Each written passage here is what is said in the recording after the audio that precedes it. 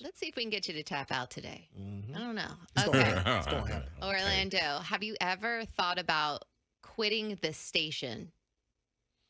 If so, why? Any scenario?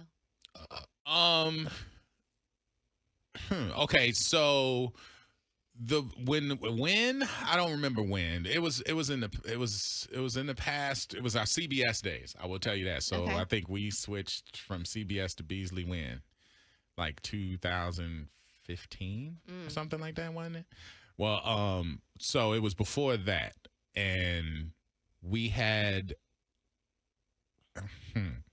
we had a boss who made a new rule that we felt was really, really unfair. Like let's put it this way. Man, this is tea. Okay, so basically, Lean like, in, like everybody. okay, no, I mean, because it's like not something we've ever talked about before, and I mean, I don't know how much okay. He's stuttering. Yeah, right now he's like, damn, I should just. I should have just tapped out. Yeah. Like, all right, so yeah, I was gonna quit, and it was because we had a boss, like our GM at the time, who basically was, for lack of a better word, robbing us. It was like, basically, if you have us come out to do a remote for something, and they say, all right, you're gonna get $200 to go out to this business. Yeah. This person, so he could make the revenue higher, like the pull in more revenue because he needed to get bonus. Mm-hmm. He was robbing us, taking half of our money. Half of the He was talent taking fee? half of our talent fee. He was like, all talent fees. Hell no. He's like, all talent fees that y'all make, half of it's gonna come to the station now. And we were like, wait, but they weren't telling the clients. So the client would say, Meredith, I want you to come out. I'm gonna give you $250. Right. And then your check would have 125 in it. Woo! And then they would just take 125. And we would walk around like, yo, this can't be legal. Right. Like, this ain't, how the hell did I get paid 200 and I only got, and he was like, it was just like a community tax because he was adding it to the bottom. And he ended up making revenue grow based off of that, got bonus, blah, blah. But then he got fired. Well, But yeah, Because of that. But it was janky though, because I got to tell you, like, I remember one of our DJs, Dave McKay. Every time we would have pizza or birthday cake or anything back there, he would take half of his stuff and go sit it on the GM's desk, and he'd be like, "I guess this is yours. I can't have a whole slice of pizza."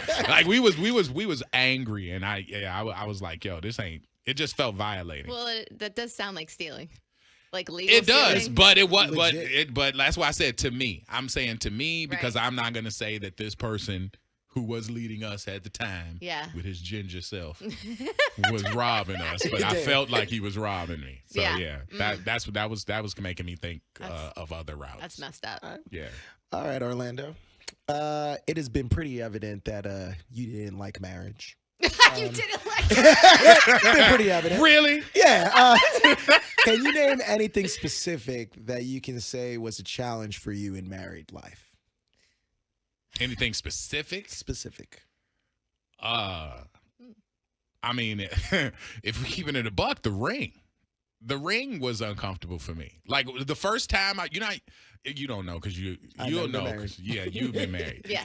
Was it weird for me when I put the ring on? It put a callus. Yes. It made a callus on my hand. I still have like the callus. Oh. It's like because it wasn't comfortable. And I didn't like how when people meet you, they look at. I do it. Because you have to look at the hand first. You have to look at the hand first. Always. But people would come up to you and be like really warm with you, and then they would look down and see the ring and be like, They act different. And they act different. 100%. Except for the hoochies who are motivated by it. But the people you meet just in regular conversation and they like, oh, yeah. And throw their hand on your shoulder and then they look down and see your ring. They're like, oh. Yeah. Oh, I didn't see the ring. And I hated that part of it. That part of it. I hated it. I wanted to be one of those. When I used to see the dudes who were married and didn't have to wear their ring. Yep, there's a lot of them. I used to take it off all the time because it was really giving me this callus, and then I would get yelled at because I'd have to put the joint back on. I thought dudes got in trouble for taking off the ring. Like all no, some people don't wear rings at all. Like they're like, hey, I work, I work out, I work in a job or whatever, Yeah. so they get to not wear them. Oh, that's true. And I had friends who just didn't wear them to work, and so I There's- was kind of jealous of that. Yeah, I have friends that they just don't like it, specifically the guys. Yeah, but the ring was the thing. Mm-hmm. All right. Orlando. I still have my pass. Yes. Okay. The station has dealt with Diddy in the past here. But these days, positive stories are just a little bit harder to find. Do you have any sympathy for Diddy? Any stories to tell? Look at Rich. Why are you looking at me like that? He backed off. Do I have any sympathy for Diddy? I don't have any sympathy for what he's accused of doing, because that's violating people in that kind of way. Mm-hmm. Okay, so that's a double question. Do I have any sympathy? Not. I do feel bad for all of the people who were like running around. Like there was a DJ like crew called the Ciroc Boys back in the day. Diddy was paying checks for people to promote Ciroc and stuff. So there's a lot of DJs who were eating off Diddy.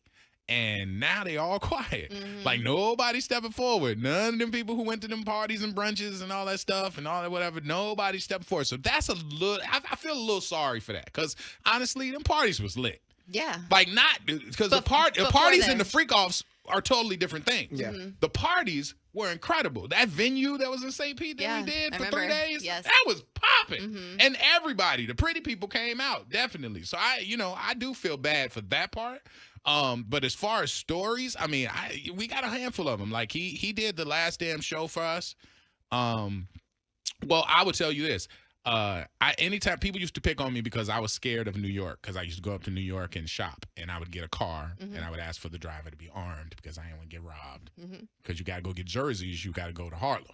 And I was like, they're going to rob me in Harlem. So people used to rag on me all the time because, I wouldn't ride the subway. Yeah. And I damn sure wouldn't ride the subway with shopping bags. And so I would get a car service. And so we had to go up there to try and get Diddy to do the last damn show. And I was dressed like a Floridian. I didn't have a coat. And it was during the winter, and it was cold. Damn. And it got really cold. And so I ended up walking to this meeting because these people were New Yorkers and wouldn't ride. They wanted to walk. And so we walked blocks to the bad boy thing. And when we got there, I was so cold that he gave me this brown Sean John leather jacket. That you wore during Toy Drive? During the Toy Drive. All those Yeah, years? I wore him all those years because it was the biggest jacket that I had. And he was like, bro, you out here, you freezing. And I was like, yeah. Now, I don't know if he was trying to warm me up. But it was a nice gesture, you know. Like, I mean, that was something that, he did that he didn't have to do.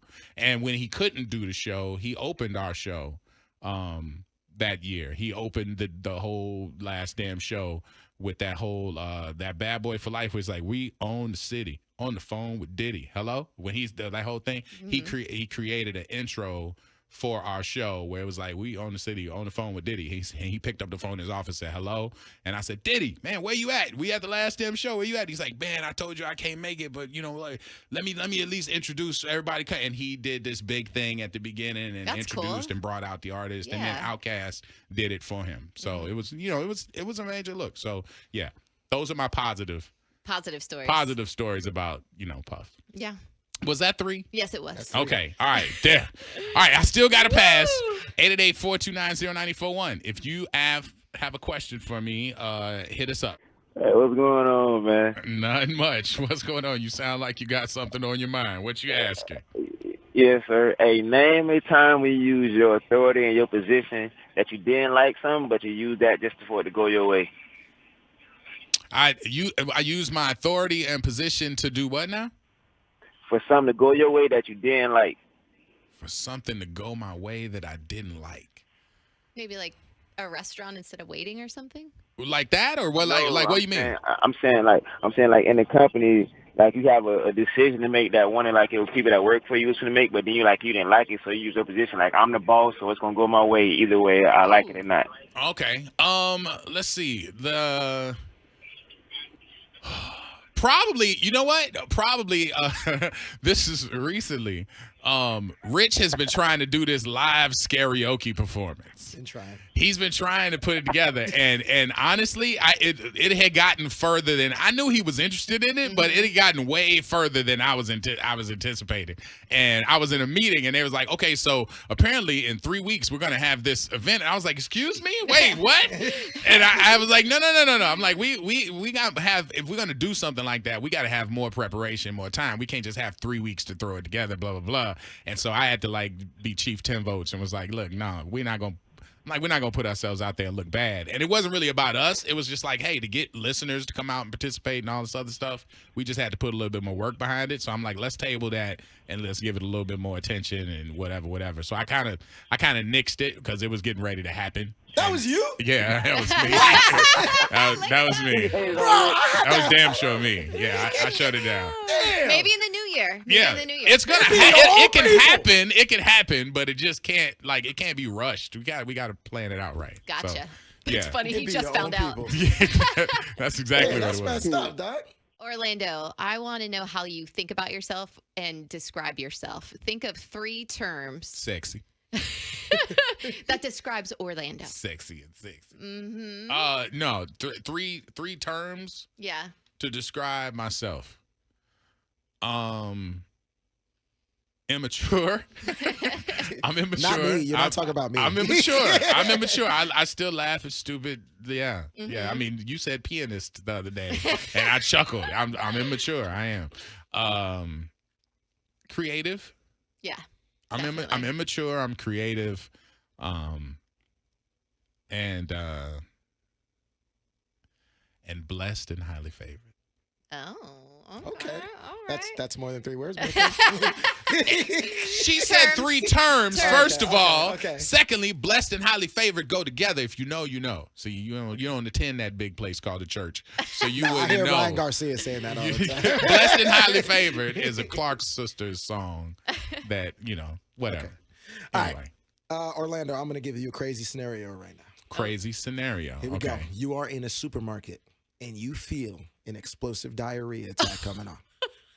You run to the nearest bathroom, which happens to have a single stall bathroom, and you paint the toilet. When you feel better, you realize that there is no toilet paper Oh, God. or paper towels. The only thing in the bathroom is a hand dryer, a sink, and a mirror. What you doing? What are you doing? MacGyver it. What you doing? Okay, first of all, this would never happen because I wouldn't go to the public bathroom. Yes. First of all. It's an emergency. But it's an though. emergency. Explosive. You're in the supermarket with the girls. Boom. Emergency. You No. gotta go. There's- You ain't gonna drive home. I don't have emergencies like that. Bro, I heard about your dumpster story. You've had emergencies. That was right. bad for you. So if I go in there and I basically wreck the room and there's no paper. No paper. What no would paper I do? towels. From what I've heard, people use their socks, right? That's smart. That's That's what immediately what I thought of. Yeah, that's what I've always heard Socks. from people who Socks yeah. or underwear. I use Whatever underwear. you're wearing. I would use. It's actually happened to me. I had to use my underwear, and I threw them boys out. I was, I could have been commando. I could have been really, really cool with this, not knowing what you've done with your underwear. But what would you do? I mean, honestly, I guess it would be socks, but I wouldn't be in that situation. I wouldn't be somewhere where they didn't have paper. I would go to the nearest hotel and get me a little room and do that. But you said with my daughters, so I definitely would go home. I wouldn't. I just, I'm regular. I don't have emergencies like that. You're regular. You go into a hotel. That's bougie. It is what it is. All right. Give me. Was that 3? Yeah, Yes. that's 3. All right. Give me three things to describe each one of you. If you had to describe, if you were doing a Yeah. Yelp review on yourself. Okay. I would say one would be charming. Because I am. I'm sorry, I smirked so loud. Charming, loving, and hardworking. Oh. Yeah, I said it. I ain't say you're not hardworking, but I'm like, damn, you ain't say. I mean, as much as you be in the mirror, Meredith, you Yeah. ain't say nothing about ooh, I look good or whatever. Really? No, None of that. no. Okay. All right. Yeah. 3. My 3. Genuine. Wait now. I feel like I'm genuine. I'm genuine about everything. You get what you get. Yeah, you get what you get. I'm corny. That's I'll say it. That's the I am second corny. one. That's the second one. I am corny, but I enjoy being corny. Okay, I that's like great. it. And the last one, loving too, because I'm a big lover. So He wears I'm his loving. heart on his Your sleeve. 3 are Corny. Corny, loving, and genuine. okay. All right. What would you want us to be? Yeah, what are you trying to say? You took immature I from mean, me. you didn't do like sexy, pretty. You didn't do nasty, because I thought nasty was gonna be part of yours, just because that's all you always talk about. All right, anyway, I'm all right, just genuine. genuine and Yes. genuinely nasty. There you go. Plead the Fifth is a wrap. Orlando and the Freak Show.